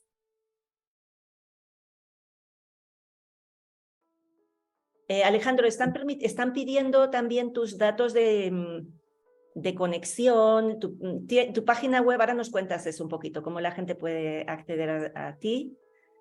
Ok. A ver, Felipe, hola. Sí, hola, buenas tardes. Buenas tardes. Quería seguir con la misma temática porque creo que es importante, desde mi visión evidentemente bien particular y que por ahí resuena con los que estamos acá, muy probablemente, pero porque me llama la atención en relación a la pregunta de Hugo y que lleva esta conversación de estar, no sé, inicialmente a lo mejor lo entendí mal, pero como que estar primero viendo en el afuera lo que me ofrece afuera para poder yo tomar de esto y empezar a mover un poco mi experiencia, mi cosmovisión, mis ideas, mi mapa mental. Eh, el diálogo que se ha estado dando en este ratito creo que es importantísimo porque evidentemente nos lleva a poder conectar con otra información. Ahora, una cosa claramente es lo que podemos tomar desde lo que está afuera, pero ahí está nuevamente lo que dice Ana María, el trabajo interno, personal, que claramente va a ser simultáneo porque lo vamos a ir tomando también un poquito de afuera, en experiencias propiamente de uno, con lo que vayamos viviendo evidentemente, pero también por esa gestión individual en relación a que yo conecto en actividades como una meditación, una escucha, un silencio, y por ahí conectando con gente que por ahí está en la misma, digamos, y voy enriqueciendo este camino finalmente. Pero acá creo que es ponerle un punto bien importante a lo que puedo tomar de afuera, pero también en conexión con lo que estoy yo mismo generando de mi propia experiencia y las ganas y el actuar desde uno para ir por eso. eso que todavía no encuentro, no tengo idea que existe, pero está, porque mi mapa real normalmente va a ser muy reducido. Eso quería como para complementar. Sí, es como que te van nutriendo de estímulos externos, como puede ser esta conversación, para a su vez mover adentro pues todo lo que hay ahí que quiere salir y poquito a poco pues va aflorando, pero que necesita también, ¿no? de ese movimiento externo para que haya también movimiento interno, ¿no? Un poco entiendo esa idea de que Claro, porque comenta. si estoy esperando que venga algo, va a venir quizá lo mismo que ha venido hasta este punto. Pero si yo no acciono y no voy por algo nuevo, no comienzo a hacer algo diferente, no voy a conectar con nada diferente. Yo creo que eso es súper importante, bastante clave como para conectarnos en este momento, por ejemplo. Gente que de repente quizás estaba en otra y se le ocurrió conectarse a esta charla y encontró algo, un nuevo camino, un nuevo mapa, más información. Empezó a mirar un poquito más de arriba, como el águila que ve desde lo alto, por ejemplo. Y luego hay un tema, Felipe, en eso que es muy interesante, que es cuando tú te atreves a dar ese pasito al lado, ¿no? Y dices, oye, pues me cuestiono, por ejemplo, qué sé yo, esta creencia cultural que hay, ¿no? En la que los chicos tienen que estudiar y tienes que estudiar una carrera para ser alguien de provecho, ¿no? O para poder encontrar, siquiera para sobrevivir. Cuando tú te permites cuestionar, dar un pasito al lado y decir, ¿y si hay otra manera? Créeme, y creedme todos, os encontráis millones de personas que han pensado lo mismo que tú.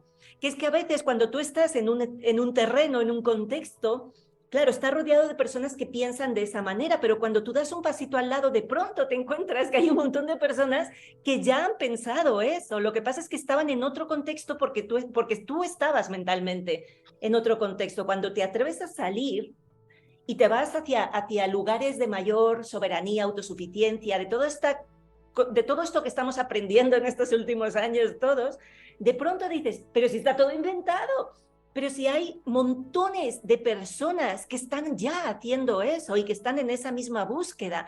Lo que pasa es que tú estabas en otro radar, en otra emisora de radio en ese momento. Entonces de pronto tú llevas toda tu vida escuchando solo reggaetón y solo reggaetón y solo reggaetón. Dices, bueno, voy a empezar a cantar otra cosa. Y de pronto te vas a otra emisora y te encuentras a montones de personas que están allí y tú dices, ay, y yo creí que tenía que inventarlo todo. No, no tenías que inventar nada, si ya está todo inventado, ¿no? Que es un poco la sorpresa que yo estoy viviendo en estos últimos años de decir, ay, mira, es que quiero hacer esto y de pronto te mueves un pasito hacia un lado de donde estabas y dices, wow, pero si esta gente ya lo está haciendo, estos otros ya lo han hecho, estos llevan 20 años haciéndolo, los otros toda su vida.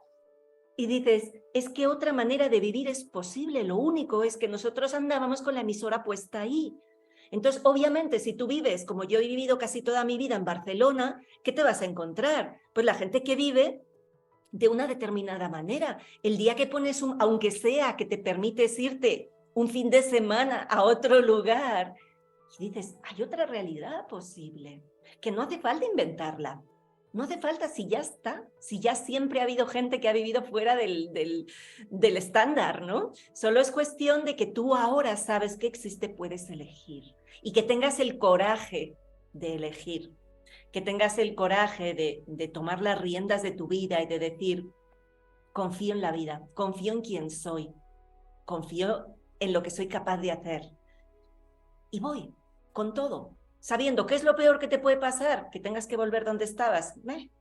Pues, ¿quién quiere volver donde estaba? Nadie, pero, en fin, pero hay que tener el coraje, ¿no? De decir, no, si yo sé, tiene que haber más gente como yo. O sea, a mí una de las cosas que siempre me ha resonado en la cabeza es, si yo he hecho este cambio de mentalidad, estoy segura que hay millones que lo han hecho igual que yo. O sea, yo no soy ninguna cosa extraordinaria en el mundo, ni soy nada. No, pues sí, soy única, pero da igual. Pero estamos dentro de un colectivo en el que nos movemos en grupo, sí, como colectivo, como almas de alguna manera. Entonces, seguro que tiene que haber otra gente que piensa como tú. Solo tienes que tener el coraje de salir de tu lugar donde estás y irlos a buscar. porque expresiones culturales hay de todos tipos en todos los lugares, solo es cuestión eso, de ver con cuál resueno más y empezar. Y no va a ser perfecto, no vamos a ser todos idénticos y que de pronto encuentres la horma de tu zapato perfecta, no, pero se parecerá más. Y ahí una pregunta es, bueno, ¿qué tengo que perder, no? Si cambio de ese dial de frecuencia, como dice Ana, ¿qué tengo que perder? Y hay una frase que me gustó mucho del curso de Milagros que dice, lo único que tienes es quién eres y eso no lo puedes perder. Entonces, bueno, pues, ¿qué más da si me equivoco? ¿Qué más da si exploro y pasado un tiempo no encuentro por ese camino? Bueno, pues exploro por otro, pero en el camino yo me voy transformando. Se va forjando en mí un ser diferente, que a lo mejor no ha dado con la tecla, ¿no?, la horma del zapato perfecta, pero en mí se va forjando otras cualidades, ¿no? Una resonancia que va más en búsqueda de lo auténtico, de lo que me da más alegría y ya llegará el momento de ir ajustando más con lo concreto, ¿no? Pero no tener miedo a perder porque realmente no hay nada que perder. Es una ilusión también. Esa sensación de pérdida, al principio lo ves así, pero luego ves como una liberación, ¿no? Ciertas ataduras que tenemos a Barcelona o a lo que sea, ¿no? Que cada uno tiene las suyas. En matemáticas lo llamamos el método de aproximaciones sucesivas. Cuando tú te quieres encontrar la solución de una ecuación que es complicadísima y que no tienes todos los datos que necesitarías, entonces, ¿qué haces? Empiezas a tantear y cada vez te vas acercando más, te vas aproximando sucesivamente a la respuesta correcta hasta que al fin le das que ese margen de tolerancia lo consideras que ya está bien. Porque al final los números son infinitos, ¿no? Tú puedes poner un decimal y encontrar infinitos decimales al número pi. Bueno, pues hasta cuántos tú dices ya con esa precisión yo ya estoy bien, ya tengo bastante. Entonces el método de aproximaciones sucesivas le llamamos. Bueno, tenemos 2 manitas más levantadas y ya después de eso terminamos para que no se nos haga eterno. Claudia, cuéntanos. Manifiéstate si estás aquí. Hola, buenos días. Hola, Bueno, Claudia. estaba escuchando tan atentamente todo. Tenía una pregunta, pero me la respondiste, Ana, tan maravillosamente con tu participación anterior. Yo creo que lo bueno de esto es que vamos a ser otra vez como aquellos maestros viejitos que en las tribus se consultaban, ¿no? Para que tenían el conocimiento, que iban acumulando un poquito más de conocimiento. O sea, creo que en la medida que vayamos perdiendo miedo y vayamos expandiéndonos en esta frecuencia que estamos cambiando, como tú dijiste, lo del dial, vamos a ir encontrándonos con muchas almas viejitas que van empezando a tener muchas respuestas a todas las preguntas. Y creo que ese va a ser el cambio colectivo que viene. O sea, es nuestra información que se va expandiendo y como energía que somos vamos colapsando también en el alrededor nuestro, ¿no? Para poderlo compartir. Creo que de eso se trata y qué lindo que se puedan dar estos números. Es hermoso. Así que a eso. Muchas gracias. A ti, Claudia. Amén. Irache. Hola, hola, buenas tardes. Hola. A mí me ha gustado mucho la idea de el consumo de ideas, ¿no? El consumo intelectual. Y bueno, yo estoy un poco trabajando sobre el consumo sin más, el consumo que hacemos diariamente. Y me gustaría pedir o solicitar qué preguntas cree él que podríamos hacernos antes de hacer un acto de consumo, ya sea material o intelectual, porque yo me veo aquí muy identificada con esto del consumir ideas, ¿no? Es como, a veces es como un alimentar, una necesidad de estar constantemente alimentando la mente. Y lo mismo que podemos estar constantemente alimentándonos nuestro cuerpo o nuestro hogar, ¿no? Introduciendo objetos de consumo en nuestro día a día. Una pregunta, ¿no?, que te puedes hacer. Me ha venido, ¿por qué necesito esto? ¿No? ¿Por qué necesito esta teoría o este objeto? ¿Qué hay ahí, no? ¿Estoy tapando algo o realmente esto me va a ayudar a crecer?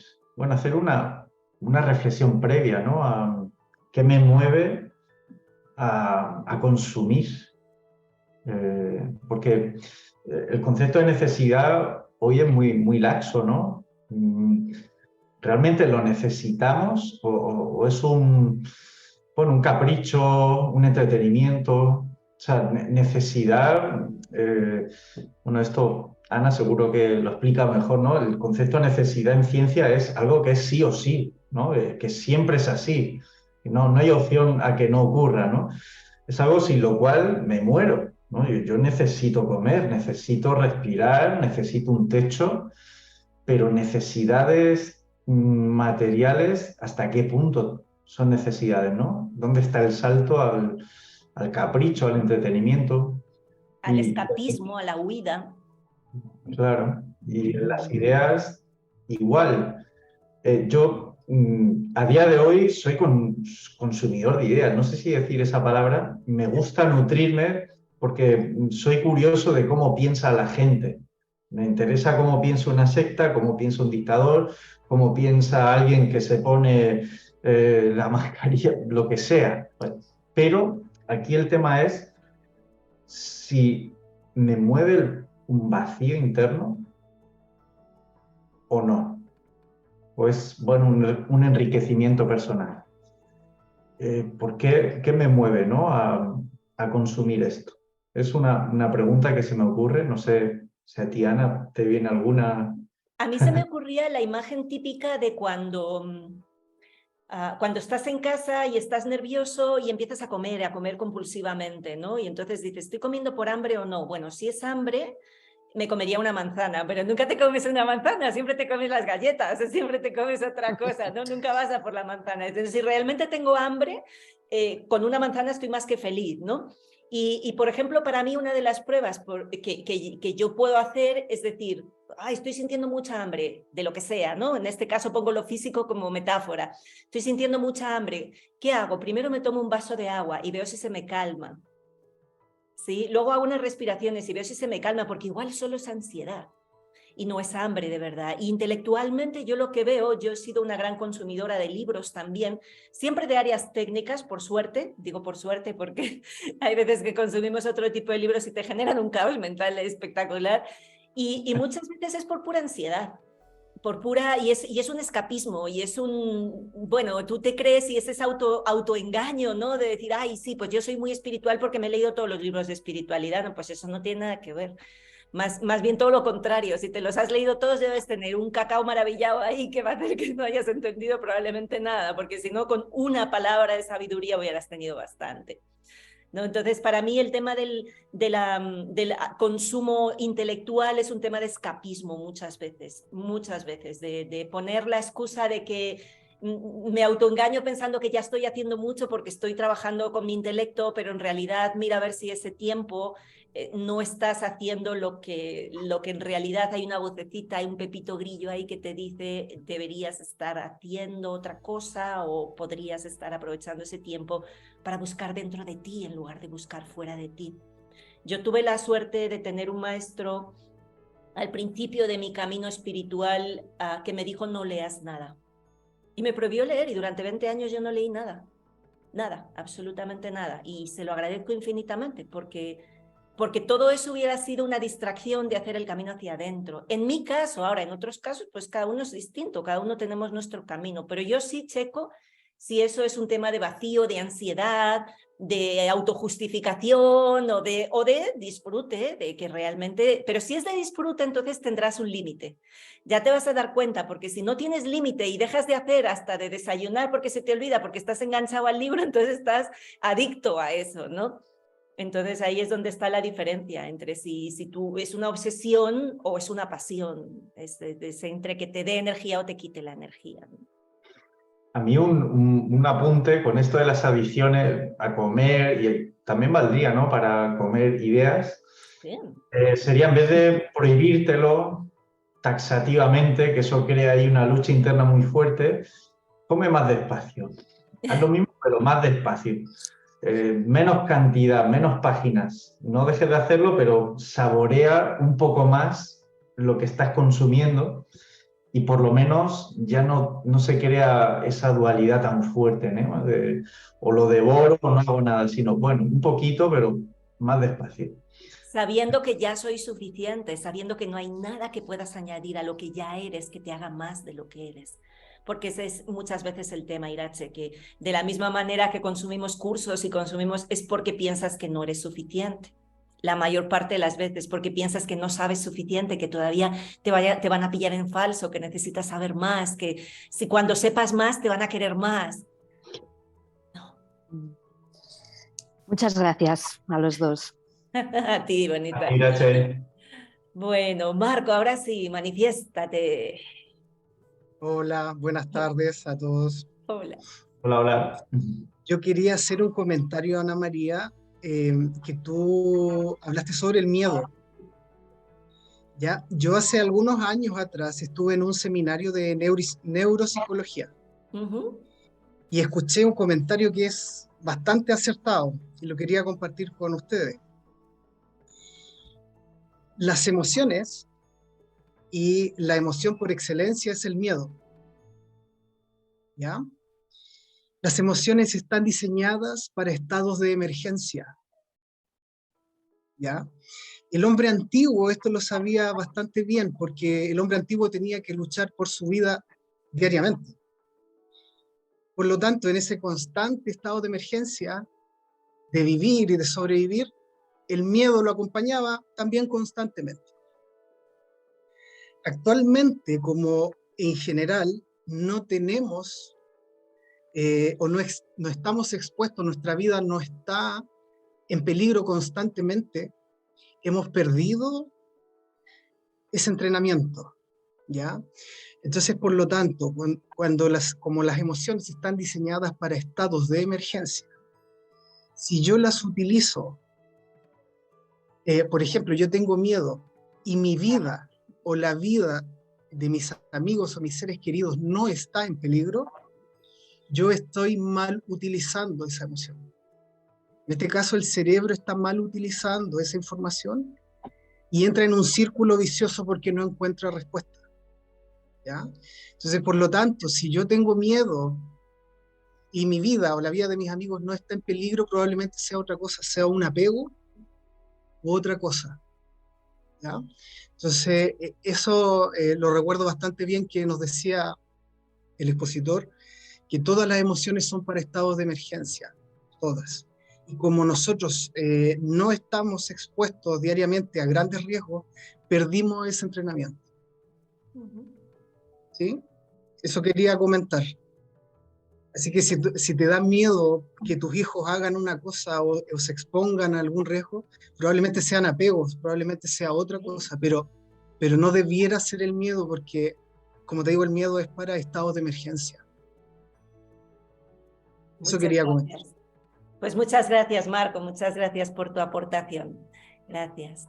Y ahora sí, ya terminamos con Juan Antonio. ¿Clonado o sin clonar? Hola, buenas tardes. Enhorabuena de nuevo por este webinario a los dos. Y nada, como estamos hablando en el ámbito de la educación, pues lo que acaba de decir el compañero en esta última intervención sobre el miedo, pero en este caso yo lo uno también a la normalización. Me ha escandalizado, bueno, ya no sé si me ha escandalizado eso, porque con lo que estamos viendo y todavía lo que seguiremos viendo, pues en una escuela que no sé de aquí, de España, y también se está dando en otros sitios, los profesores bien tapaditos con los niños pequeñitos en la escuela bien tapaditos dándoles cositas para que probasen y adoctrinándoles pues para el tema de la ecología. Y en esa bolsita eran los insectos que deberían de comer, y el que comía pues les daban un regalito. O sea, los padres cuando se enteran y sus hijos llegan a casa y les enseñan eso, lo normalizan. Hasta ahí hemos llegado. Es increíble esto. La verdad es que mucho trabajo todavía por difundir, por hacer, y la verdad es maravilloso el estar unos con otros compartiendo todas estas experiencias. Pero es que a raíz de, no sé si esto es un poco la energía que se junta de esta manera, ¿no? Ver este webinario y el hablar sobre la educación, y luego yo que he escuchado ese vídeo y que a estas alturas de la película, ahora vamos a entrar en otro tipo de plaga, comernos las propias plagas ya, los insectos. Es increíble. Simplemente era una anécdota, y por lo demás, muchas gracias, como siempre. Bueno, yo creo que todo eso es un poquito ya como el no va más, ¿no? Es decir, si no te has dado cuenta de cómo venían las cosas, te lo pongo blanco y en botella para que lo veas. O sea, es que si ya esto no nos hace movilizarnos, eso y no solo eso. Juan Antonio, tú has sido muy suave ahora comentando los insectos que ocurren en las escuelas, pero sabemos otras cosas también horrorosas que están ocurriendo en las escuelas. Entonces yo creo que esto ya sí es como última llamada, pasajeros a bordo del avión, súbanse y bájense del otro. O sea, esta es la última llamada para bajarse de un tren al que no deberíamos estar subidos, ¿no?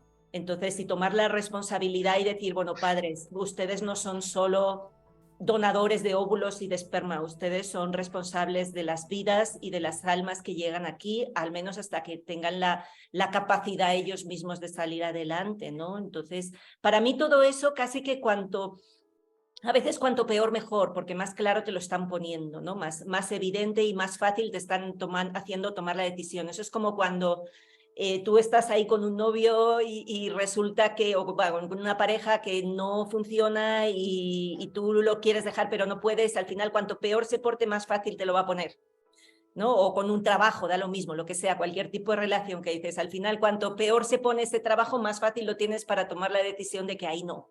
Entonces podemos verlo desde ahí, ¿no? Podemos verlo ya como, ya todas las cartas encima de la mesa. Última llamada, pasajeros, bájense de ese tren, por favor, bájense ya. Alejandro. Sí, Yo es que soy un poco cortacabezas. Yo ya, como soy más vieja que tú, ya no me da la vida para aguantar tonterías. Ya.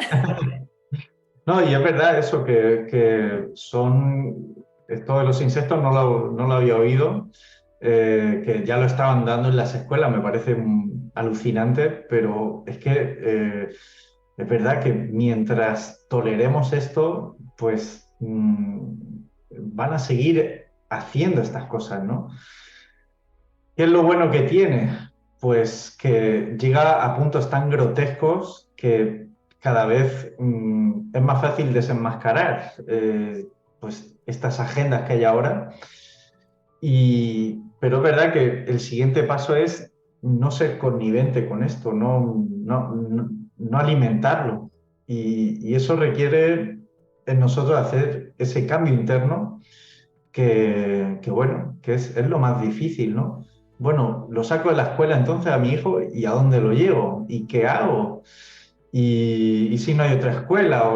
Bueno, ahí es donde empieza también un proceso de movilizar energía que normalmente está muy estancada y que da mucha pereza mover, pero la presión de este contexto en el que vivimos nos está llevando sí o sí en esa dirección. Y si no nos movemos, crea tanto sufrimiento en uno, es muy costoso ese sufrimiento. Entonces, aunque dé pereza, pero la energía que se requiere para mover eso es mucho mejor que todas las consecuencias de seguir obedeciendo, de seguir consintiendo todo esto, que a medio y largo plazo es mucho más costoso. Es devastador. Es totalmente devastador. Sí, chicos, hay que echarle coraje a la vida. No hay más, o sea, hay que echarle coraje. No podemos estar simplemente acomodados, bueno, y cada día tolerando un gradito más porque así se hierven a las ranas, gradito a gradito.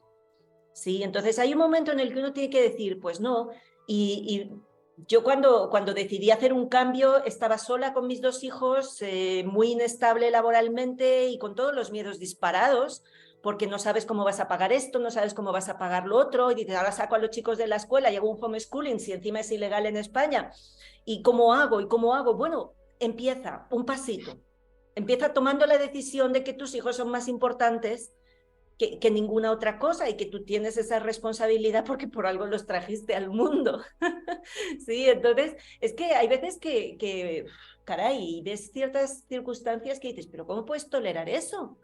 ¿Cómo puedes tragarte ese sapo? ¿Cómo puedes dejar que tus hijos estén? No, mira, yo les pongo el bozal hasta por aquí para que... Pero ¿cómo se te ocurre dejar que unos niños de 3 años estén con bozal? Ni una maestra esté con bozal si los niños aprenden a través de las expresiones y de la comunicación. O sea, es surrealista lo que hemos consentido. Entonces hay que echarle coraje a la vida, chicos. Aquí ya no estamos para mediocres.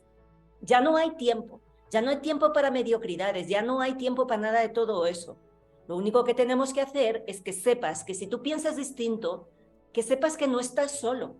Si te estás sintiendo solo es porque todavía no has encontrado quién está como tú, pero hay muchos, somos muchos, que estamos aquí todos juntos, ¿sí? Entonces, no pasa nada, es cuestión de tener el coraje de dar ese pasito al lado y empezar a decir, oye, no, esto ya no más, esto ya no da más, ya no pienso, es que lo que está pasando en las escuelas ahora es aberrante, no lo siguiente. Entonces, ¿qué vas a esperar? ¿A que tu hijo de 3 años venga con el manual de masturbación? ¿Vas a esperar a eso? Para decirte, ay, no, esto no debería ser y echarte, o decir, bueno, mira, pues no vamos a ser mojigatos. ¿Cuál es tu criterio? ¿Qué piensas sobre la vida? ¿Qué piensas sobre lo que se debería hacer con los niños? Primero tienes que generarte tú ese criterio propio, dejar de ser pensado. La mayor parte de la gente no se atreve a hacer nada porque le tocaría cambiar demasiadas cosas en su propia vida. Bueno, pues ten el coraje de hacerlo. Ten el coraje de ser humano y no de ser un robot. Ya no tenemos más tiempo, chicos, ya no hay más. Y cada paso que cedas va a ser el llanto y el rechinar de dientes tuyo, tuyo. Cada paso que dejes que tus hijos den hacia un lado que no es el que tú quieres y que no es el correcto, te va a generar muchísimo más dolor, muchísimo más, porque luego va a ser mucho más difícil desaprender. Me puse seria. Pero mira que cuando hablabas, Alejandro, me salía una expresión muy española, que es la de que cuanto más alto sube la mona, más se le ve el culo, que a mí me encanta ese refrán. Así que sí, cuanto más nos ponen todas estas cosas, pues más le vemos las miserias, ¿no? Entonces, a ver si ya la gente comienda haciéndole que sus hijos coman gusanos, a ver si ya con eso espabilan y dicen, bueno, hijo, ya me planto hasta aquí. Así que... Y yo creo eso, que estamos ya en una época en la que ya no hay opción a, como dicen en México, seguir haciéndose pendejo. Hacer como que no sé, bueno, esto lo paso, lo otro, porque el asedio es integral, es 360 grados. Si ponéis atención, ¿no? Viene por la escuela, viene por la sanidad, viene por la economía, viene por las finanzas, viene por los medios de comunicación, viene por las películas, por todos lados. Entonces, la única salida es fortalecerse interiormente y ver que todo eso, pues bueno, son locuras que están sucediendo, pero que puedo vivir sin ellas o lo menos posible. Aprender a soltar la dependencia que nos han enseñado, que somos dependientes de todo eso. Bueno, pues hasta qué punto somos dependientes de cierto tipo de salud, cierto tipo de educación, cierto tipo de entretenimiento. ¿Realmente lo necesitamos? ¿O son maneras de, no confrontar lo que está ahí pendiente? Entonces sí, yo creo que no hay opción ya en esta época en la que estamos viviendo. ¿No? Dice Eckhart Tolle que el despertar espiritual ya no es una opción. ¿Por qué? Porque, bueno, antes, pues nada, te ibas ahí a la montaña, a tu monasterio, pero ahora el asedio es integral, ¿no? Y no hay escapatoria. Entonces, las consecuencias de eso son mucho peores. Así que, bueno, pues este tipo de redes, ¿no? De comunidad es una manera de caminar en grupo hacia, bueno, hacia la tierra prometida, o por lo Hacia menos la salir soberanía, salir del infierno, ¿no? Es un infierno simbólico. A mí me gusta mucho Enric Costa, él habla de la cultura de la bestia, en todas partes, ¿no? La cultura de la bestia. Bueno, pues salir de ahí y ver que no la necesitas. ¿Por qué? Pues porque hay una soberanía interna. Recuperemos nuestra soberanía, recuperemos la grandiosidad de ser humano, como a mí me gusta repetir, recuperemos el darnos cuenta de que la próxima puerta se abre hacia adentro y no hacia afuera. El que aprendamos a estar con nosotros y estar bien, el que sepamos que no estás solo, que somos muchos locos, que somos muchos los que pensamos diferente, lo único es que nos han dividido, nos han aislado. Bueno, pues demos ese pasito al lado para podernos ver. A mí me gusta la imagen de López Mirones del aullido, ¿no? De decir, ahí está el lobo, está aullando y el otro le contesta, están lejos, igual están a kilómetros, no pasa nada. Aquí seguiremos aullando con López Mirones y brillando con la luz y con lo que sea, con todas las imágenes que nos ayuden a recordarnos que somos grandiosos, que somos humanos, que tenemos una capacidad creadora ilimitada y que depende de nosotros lo que vaya a pasar mañana, que nada está escrito, que lo estamos escribiendo cada uno de nosotros con nuestras decisiones y que hay un mundo aún ahí fuera que está lleno de vida, al que podemos conectar cuando entramos en la vida que forma parte de nosotros, que nuestro trabajo es mantenernos en contacto con quienes somos, porque cuando entras en contacto profundo con quien tú eres, entras en contacto profundo con el otro y con todo lo que existe. Así que yo os animo a fortalecer eso, a fortalecer ese vínculo contigo mismo, el vínculo con la vida, exacto, con la tribu, con todo lo que realmente es, porque no existe tal cosa como la separación, es un juego, una ilusión de nuestra mente alimentada por los miedos. Vamos a recuperar eso que somos, vamos a recuperarlo desde nuestra capacidad de amar, desde nuestra coherencia, desde el respirar y mirar el amanecer, y mirar la puesta de sol y caminar descalzo sobre la tierra, y oler las flores, y darte cuenta de que tu vida, si tú quieres, puede ser una absoluta bendición y una sucesión de milagros a cada instante, y depende solo de ti, de cómo tú quieras interpretar aquello que ocurre. Yo os animo de verdad a entrar en vuestro corazón, a dedicarle tiempo a estar con vosotros mismos, a respirar, habla con tus células, escucha tu sangre moviéndose, alimentando, bendice todos los procesos que tu cuerpo sabe hacer por sí mismo sin que tú tengas que ponerle ninguna intención. Mira las plantas y agradéceles que te están dando el oxígeno que tú respiras y siente esa conexión de nuevo con la vida. Y así, entre todos, vamos a construir ese mundo que soñamos, vamos a construir esa nueva tierra en la que todos queremos crecer. Y os necesito a cada uno de vosotros, respirando esa coherencia y exhalando ese amor que somos. Necesito a cada uno de vosotros con la luz encendida allí donde estéis, farolas de descampado, farolas de plaza y farolas donde sea, velitas encendidas en tu propio hogar.